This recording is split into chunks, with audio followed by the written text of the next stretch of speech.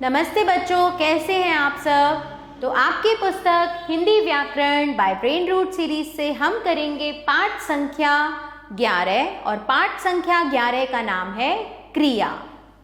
नीचे दिए गए चित्र को देखकर बताओ कि कक्षा में क्या क्या हो रहा है। ये देखिए, ये यहाँ पर कक्षा का एक चित्र दिया हुआ है आपको। अध्यापक पढ़ा रहे हैं, विद्यार्थी सुन रहे हैं। एक छात्रा कुछ बोल रही है, खिड़कियां खुली हुई हैं, कक्षा में रेखा चित्र लगा है, कुछ छात्राएं बैठी हुई हैं, पंखा तेज चल रहा है, श्याम पट काला है। इन वाक्यों में रंगीन छपे शब्दों पढ़ा रहे हैं, सुन रहे हैं, बोल रही है, खुली हुई है, लगा है, बैठी हुई है, चल रहा है और है से किसी काम का होना या करना बताया जा रहा है। ये सभी शब्द क्रिया हैं।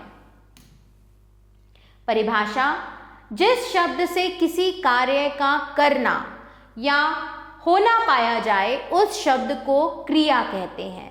जब कोई काम होता है या करते हैं तो वो जो शब्द हम प्रयोग करते हैं करने या होने के लिए, उन्हें क्रिया कहते हैं।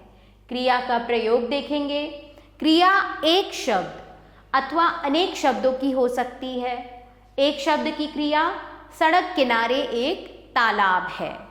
अनेक शब्दों की क्रिया तालाब में बहुत से मेंढक उछल रहे हैं। अब हम धातु देखेंगे।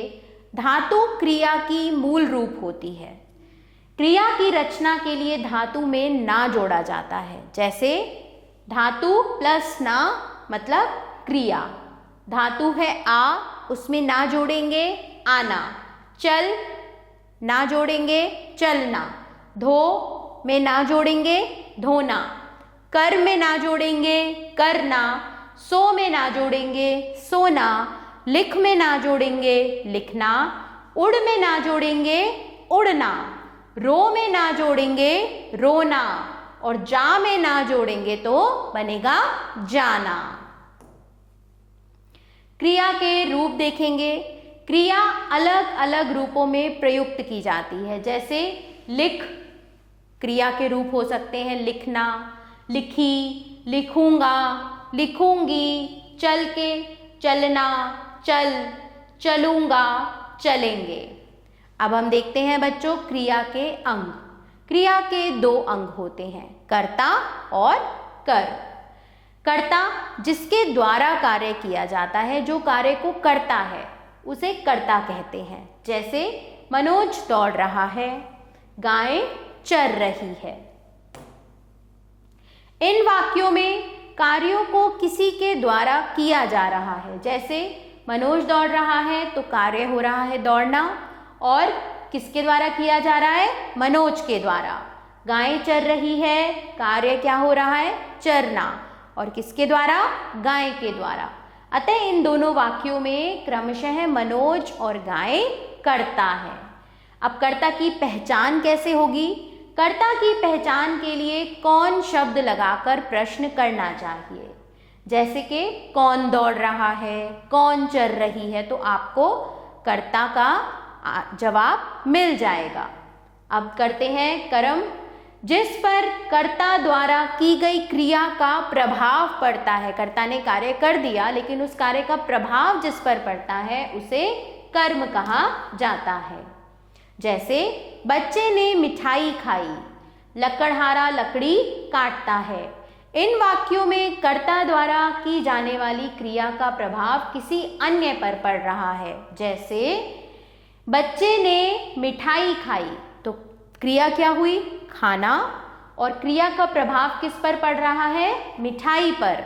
लकड़हारा लकड़ी काटता है, क्रिया हुई काटना और प्रभाव पड़ रहा है लकड़ी पर। अतः इन वाक्यों में मिठाई और लकड़ी कर्म है।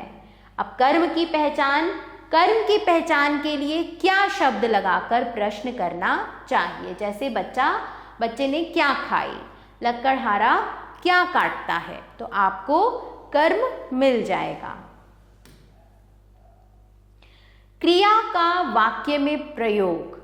कर्ता, कर्म, क्रिया। पक्षी दाना चुगते हैं। विमल पत्र लिखता है।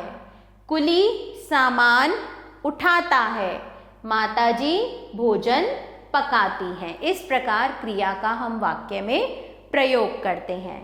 अब देखेंगे क्रिया के भेद। क्रिया के मुख्य रूप से दो भेद होते हैं, अकर्मक क्रिया, सकर्मक क्रिया। सबसे पहले सकर्मक क्रिया देखेंगे। वाक्य में यदि क्रिया के साथ कर्म का भी प्रयोग किया जाता है तो वह क्रिया सकर्मक क्रिया होती है। माताजी खाना बनाती हैं। माताजी क्या बनाती हैं? उत्तर मिलेगा खाना। इस वाक्य में हमें क्या लगाकर प्रश्न करने पर उत्तर खाना मिला? अतः वाक्य में प्रयुक्त क्रिया सकर्मक है। अकर्मक क्रिया। वाक्य में यदि क्रिया का प्रयोग बिना कर्म के किया जाए तो वह क्रिया अकर्मक होती है। पक्षी उड़ता है। पक्षी क्या उड़ता है? उत्तर हमें कुछ भी नहीं मिला। इस वाक्य में क्या लगाकर प्रश्न करने से कोई उत्तर प्राप्त नहीं हुआ? जब कोई उत्तर प्राप्त नहीं हुआ तो वाक्य में प्रयुक्त क्रिया अकर्मक है। तो बच्चों समझ में आई अकर्मक और सकर्मक क्रिया। सकर्मक क्रिया में क्रिया के साथ कर्म का भी प्रयोग होता है और हमें क्या प्रश्न का उत्तर मिल जाता है, लेकिन अकर्मक क्रिया में सिर्फ कर्ता और क्रिया ही होते हैं। कर्म का उत्तर हमें क्या करने पर नहीं मिलता। तो ये होती है सकर्मक और अकर्मक क्रिया। चलिए निम्नलिखित प्रश्नों के उत्तर लिखो। क्रिया की परिभाषा दो। जिन शब्दों से किसी कार्य के होने या करने का पता चले उन शब्दों को क्रिया कहा जाता है। धातु का अर्थ बताओ। क्रिया के मुख्य भेदों के नाम बताओ और उदाहरण की सहायता से सकर्मक और अकर्मक क्रिया में अंतर बताओ। तो बच्चों इन सभी प्रश्नों के उत्तर पाठ के आधार पर आप स्वयं देंगे। इसके लिए पाठ को अच्छे से दोबारा से पुनः आपको पढ़ना है। प्रश्न संख्या 2 देखेंगे। निम्नलिखित धातुओं को क्रिया रूप में बदलो। सो धातु में ना लगाएंगे सोना, लिख धातु से लिखना, चल धातु से चलना, रो धातु से रोना, गा धातु से गाना और नाच धातु से नाचना। ये तीनों धातुओं को क्रिया रूप में आप स्वयं बदलेंगे। प्रश्न संख्या 3 देखेंगे। उचित क्रियाओं के प्रयोग से रिक्त स्थानों की पूर्ति करो। धोबी कपड़े धो रहा है। घोड़ा तेज दौड़ता है। लुहार लोहे को पीटता है। मामा जी बाजार जा रहे हैं और चिड़िया उड़ती है। प्रश्न 4 निम्नलिखित वाक्यों में से क्रियाएं छांटो तथा बताओ कि ये अकर्मक हैं या सकर्मक। पक्षी उड़े तो क्रिया क्या हो गई? उड़े। और हमें यहाँ पर क्या का उत्तर नहीं मिलेगा। पक्षी क्या उड़े? नहीं, अकर्मक क्रिया। रोहन खेल रहा है तो खेल रहा है क्या का उत्तर मिलेगा? रोहन क्या खेल रहा है? नहीं मिल रहा, अकर्मक क्रिया। शेर दहाड़ रहा है, अकर्मक क्रिया। माता जी ने कपड़े धोए। माता जी ने क्या धोए? कपड़े धोए। यहाँ हमें उत्तर मिला तो ये है सकर्मक क्रिया। बच्चा रोता है। बच्चा क्या रोता है? कोई उत्तर नहीं मिलेगा तो अकर्मक क्रिया।